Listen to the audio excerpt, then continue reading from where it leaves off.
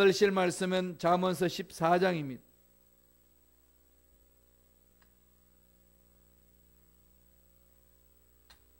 잠언서 14장 1절로 9절 말씀이 되겠습니다.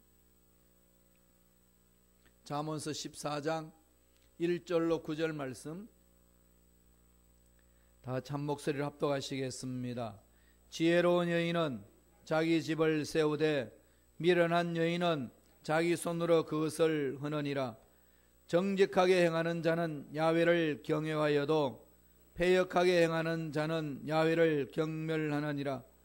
미련한 자는 교만하여 입으로 매를 자청하고 지혜로운 자의 입술은 자기를 보전하느니라.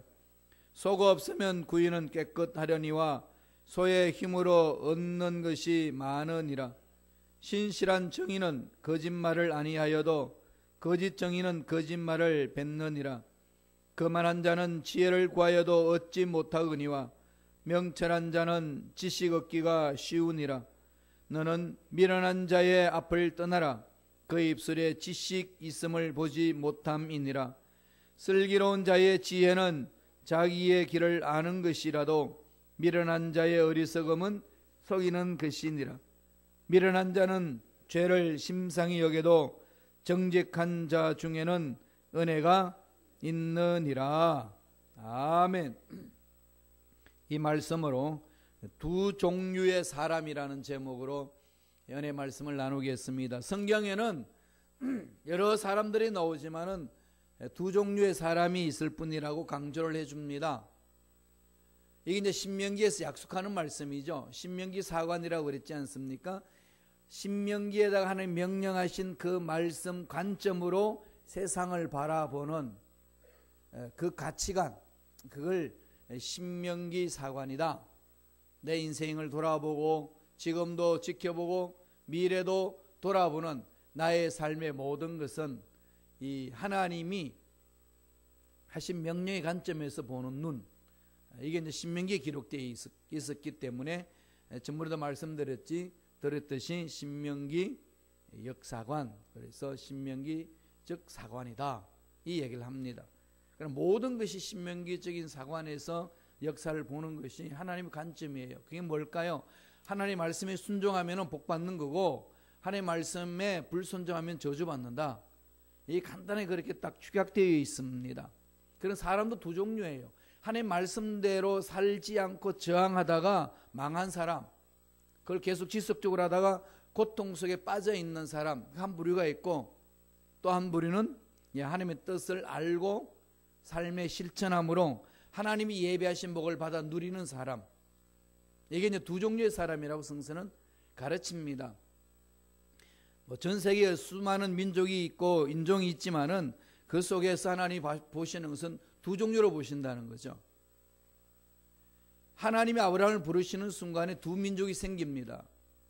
아브라함은 갈대아 우르를 떠나서 메소포타미아를 있는 지역에서 건너왔잖아요. 유프라테스 강을 건넜다 그래가지고 강을 건넌 사람 히브리우 그럽니다. 그래서 히브리 민족이 됐어요. 하나님 선택받은 사람. 그렇지 않고 하나님 선택받지 못한 사람은 이제 이방인. 이 성경에도 두 종류로 이야기를 하는 거죠. 이방인과 히브리인. 더 깊이 나아가서는 하나님 뜻대로 살아가는 사람, 하나님 뜻과 상관없이 사는 사람, 두 종류로 나눕니다. 그러면 신앙이라는 게 뭘까요? 간단한 겁니다. 하나님 말씀에 순종하며 사는 사람을 신앙인이다, 그렇게 얘기를 합니다. 그런 사람은 어떤 어려움이 있고 어떤 상황에서도 하나님 책임지신다, 이 말씀입니다. 어떤 사건이든지 어떤 사람을 바라보든지 반응하는 사람이 두 종류예요. 그 대표적인 사람이 누굴까요?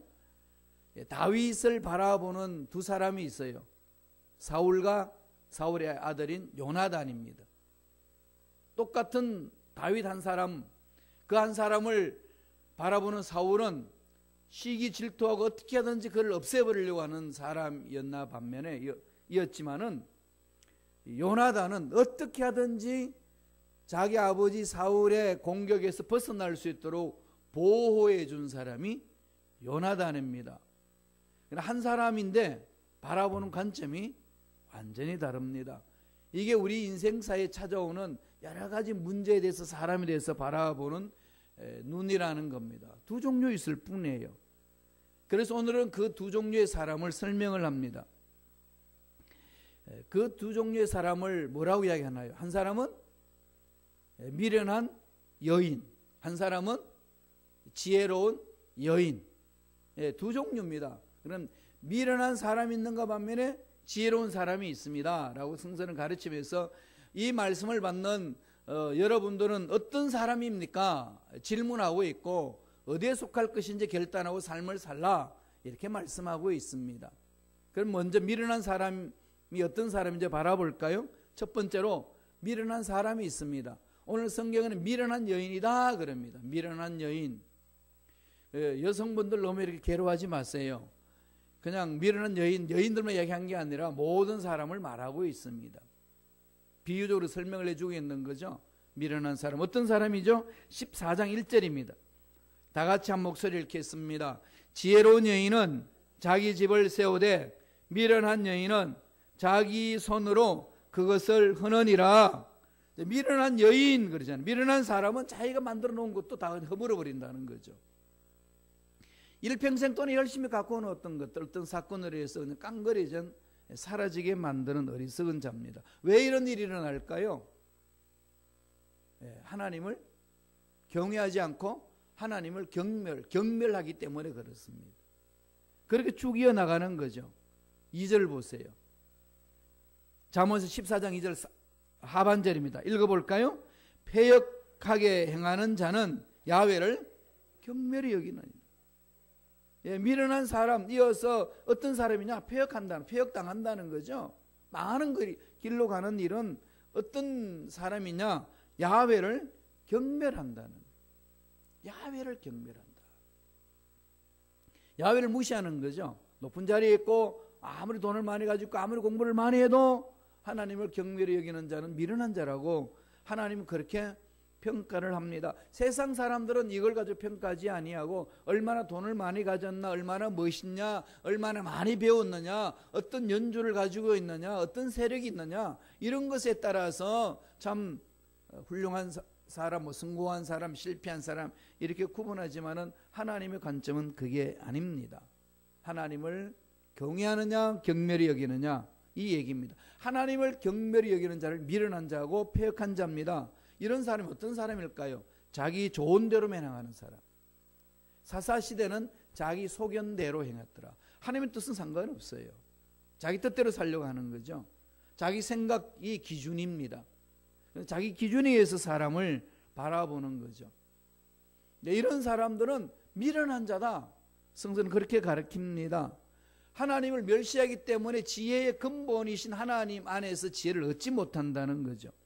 그래서 그런 사람은 자기가 일궈놓은 모든 것들도 결국은 다 놓아버리고 흥분다는 얘기입니다. 그걸로 끝나는 게 아니에요. 미련한 자는 교만하다 그렇게 얘기합니다. 14장 3절 상반절이 있습니다. 한번 읽어볼까요? 다 같이 한 목소리 있습니다. 미련한 자는 교만하여 입으로 매를 자청하고. 미련한 자, 이 사람은 교만하다는 거죠. 교만하기 때문에 하나님과 관계를 맺지 않습니다. 그러니까 입만 열면 하나님 앞에 매 맞을 말만 한다는 거죠.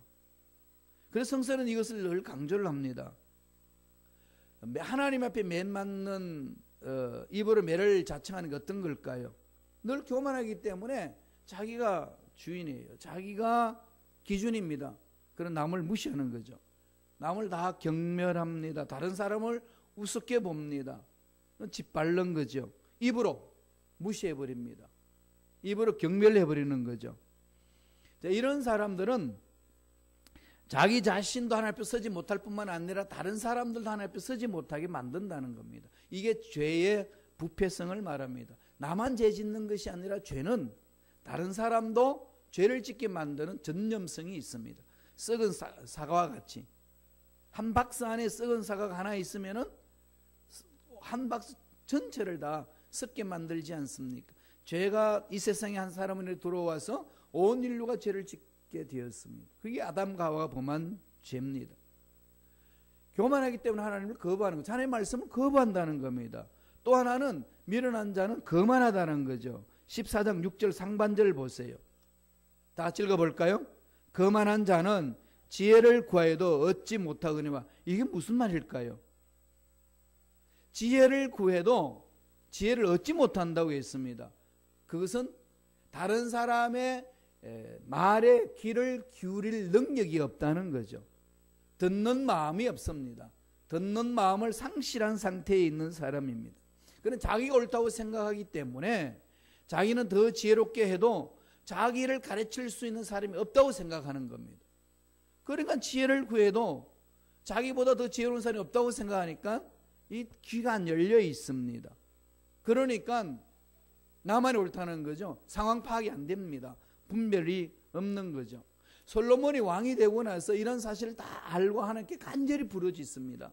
하나님께 간절히 부르짖으면서 구한 게 있어요. 무엇을 구했는지 아시지요? 한번 읽어볼까요? 열왕기상 3장 9절입니다.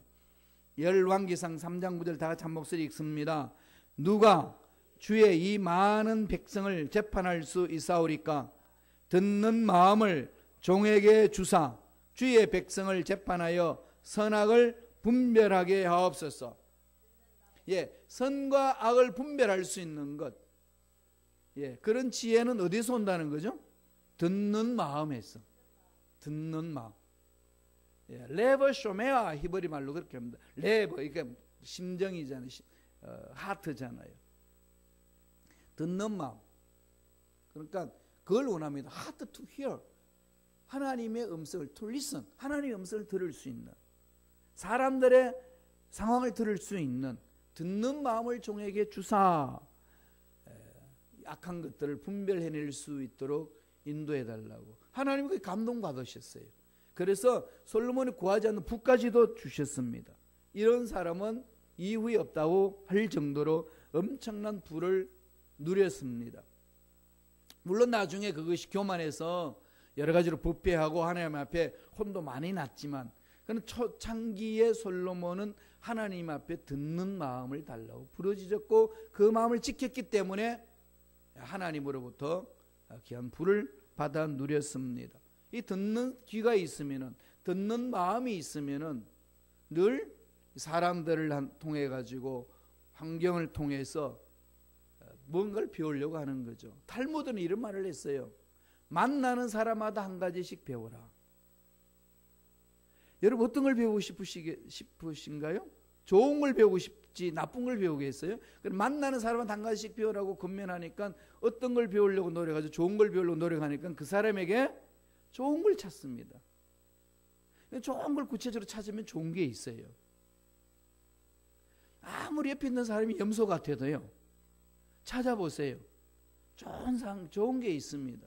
그러면 그걸 배우려고 말해주면 그 사람도 자기 자신은 잘 몰랐는데 정말로 좋은 게 있다는 걸 가르쳐 이야기해 주니까 그건 뭐 아부하기 위해서 하는 말이 아니라 팩트를 얘기를 하잖아요. 사실을 얘기를 하지 않습니까? 그러니까 그렇게 말해주는 그 사람 소리를 들었던 그 본인도 얼마나 기분이 좋겠어요. 관계도 좋아지고 그 사람은 또 새로운 걸 얻습니다. 그런데 미련한 자는 그런 지식을 못 얻는다는 거죠. 잠언서 14장 17절에 그 말씀을 합니다. 다 같이 한번 읽어보지요. 너는 미련한 자의 앞을 떠나라. 그 입술에 지식 있음을 보지 못함이니라. 지식이 없습니다. 하나님을 경외하지 않으니까. 하나님을 경외하는 것이 지식의 근본이요 지혜의 근본인데 하나님을 경멸하니까 그 마음에는 지식이 없습니다. 자기는 지식이 있다고 외쳐도 정말로 미련하다는 거죠. 그러니까 자기 자신이 속고 삽니다. 잠언서 14장 8절 하반절에 그것을 강조합니다. 말씀을 볼까요? 미련한 자의 어리석음은 속이는 것이니라. 자기 자신이 자기 자신을 속이고 남도 속입니다. 그러니까 그럴듯하게 포장한다는 거죠. 거기는 생명 없습니다. 그런 자를 향하여 주님이 오셔가지고 단호히 책망했습니다. 그게 바리새인이고 사두개인이었고 서기관들이었습니다. 외적으로는 멋지게 보이는 것 같지만, 외적으로 열심히 기도하는 것 같지만, 외적으로 열심히 신앙생활하는 것 같지만은 그 속은 썩어 문드러져 있다는 거죠. 자기를 속이고 남을 속인다는 겁니다. 속과 겉이 같지 않다는 거죠. 주님이 원하시는 건 뭘까요? 속과 겉이 같아야 된다. 말하는 대로 실천해라. 마음에 있는 것이 말로 나오고 말로 표현된 것이 행동을 옮기는 것이 하나님을 기쁘시게 하는 거다. 그러려면 마음이 늘 하나님께 행하여 있어야 되고 하나님의 말씀에 귀를 기울여야 된다고 성서는 가르쳐 주고 있습니다. 그런데 미련한 자는 그렇게 하지 않는다는 거죠. 그러니까 죄를 밥 먹듯이 범합니다. 그렇게 죄를 범해도 양심에 찔림이 없을 정도로 강팍한 마음을 가지게 된다는 것. 하나님에 대한 지식이 없으면은 내가 짓는 죄악에 대해서 그렇게 심각하게 생각하지 않습니다. 이게 무슨 큰 죄냐? 쉽게 넘어가 버린다는 거죠.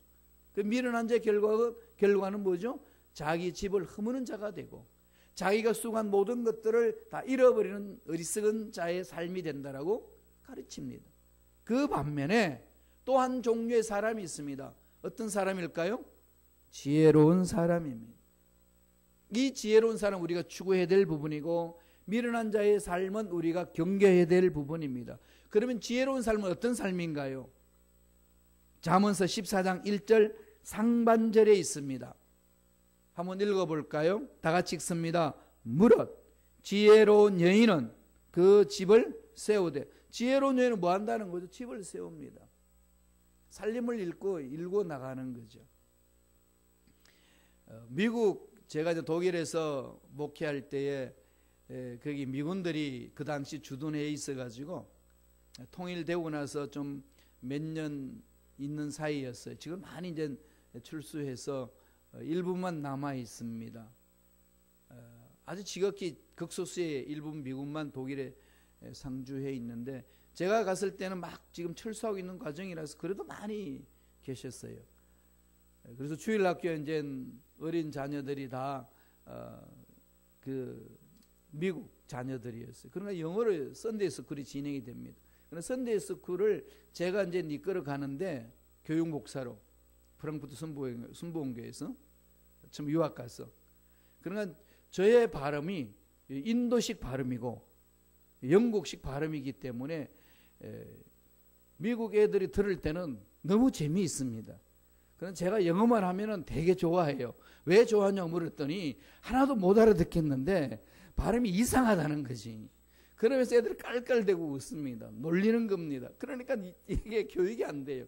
그래서 어떻게 해야 될까요? 미국 아저씨들을 교사로 세워서 그분들을 말씀을 가르쳐서 할 수 있도록. 어른들하고 대화는 좀 발음이 이상해도 이렇게 됩니다. 뭐 성경 가지고 이야기하는 거니까. 근데 그분들이 이야기하는 겁니다. 참 한국 여인들이 좋대요. 뭐가 좋으냐 했더니 참 지혜롭대요. 살림을 살아도 그렇게 아기자기하게 살고 훈련을 몇 개월씩 떠나거든요.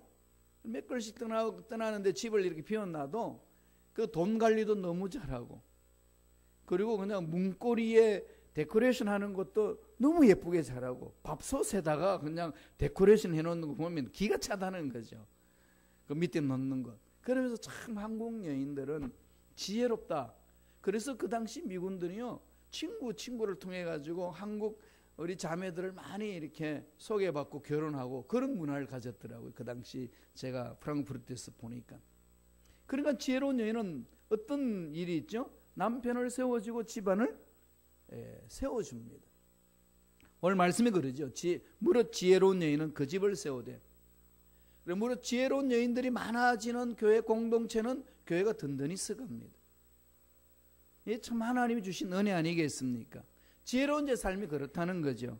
14장 2절을 볼까요?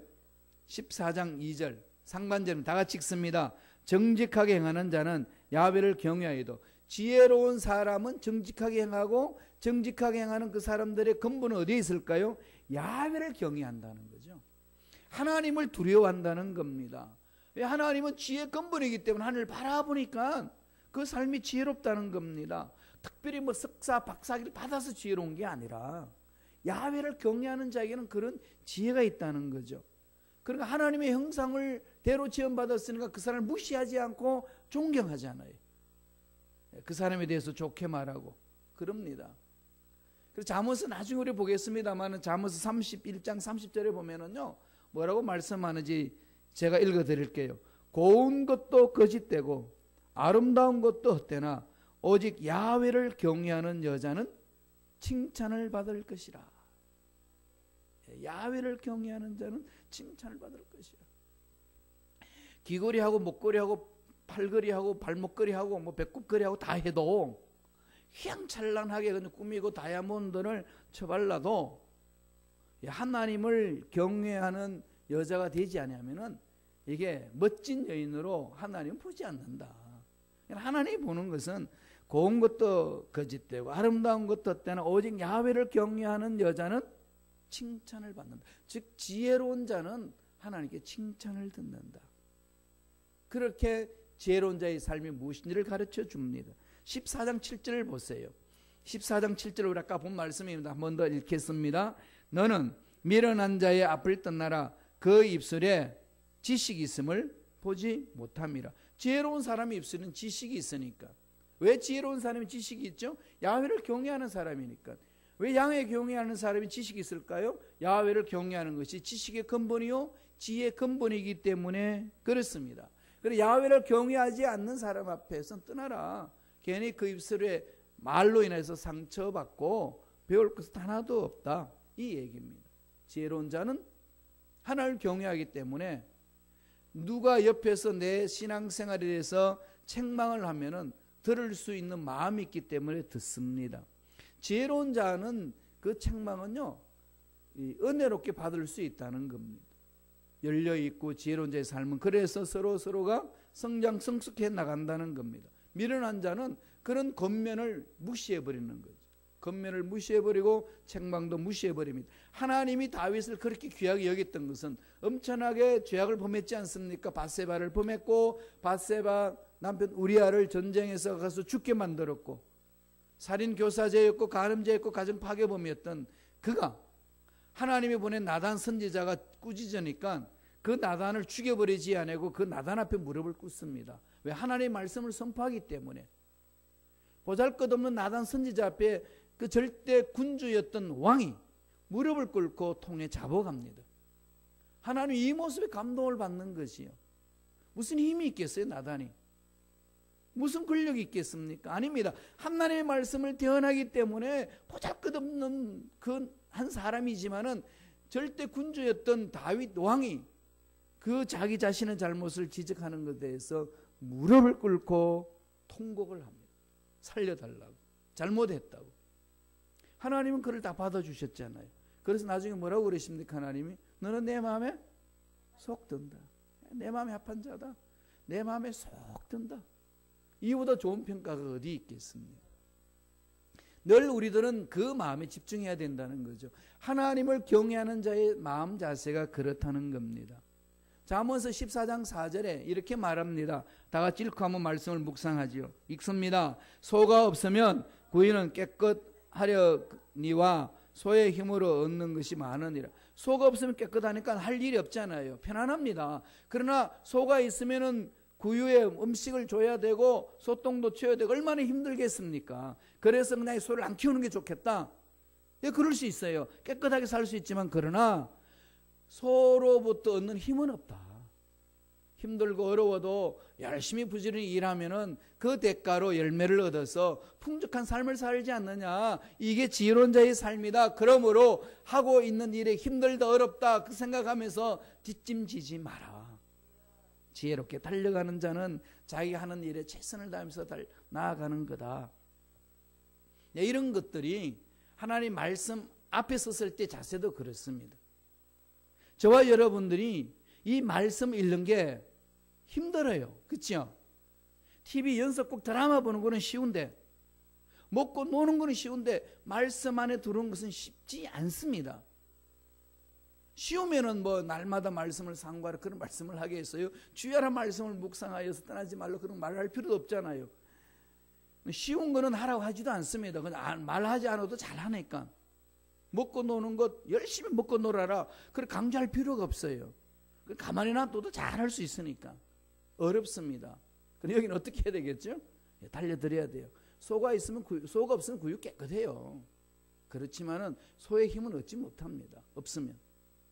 하나님의 말씀이 내 마음속에 부닥치지 않으면 쉽게 살아갈 수 있어요, 세상에. 그러나 말씀을 부여잡고 몸부림치면 힘들어요. 그러나 그 말씀에 들어가면 그 말씀이 주시는 힘은 어마어마합니다. 능력이에요. 여기 말씀에 목숨을 건 사람들이 바티칸과 싸워서 종교개혁한 사람들 아니겠습니까? 그게 마틴 루터고 존 칼빈입니다. 깔뱅이라고 그러죠. 존 깔뱅이에요, 불어로. 깔뱅과 마틴 루터가 그 바티칸이 말씀을 왜곡시키는 것에 대해서, 그 교황청에 대해서 단호히 목숨을 걸고 대항해서 나와서 말씀대로 살자 외치면서 세운 것이 오늘날 개신교회예요. 그래서 저는 여러분들에게 그 마틴 루터의 발자취와 깔뱅의 발자취를 정말 보여드리고 싶어요. 여러분들 모시고 가서 그분들의 발자취가 어땠는지, 얼마나 치열하게 목숨을 걸고 자기 삶을 살았는지. 여러분 기도해 주세요. 내년에 그렇게 한번 볼 수 있도록.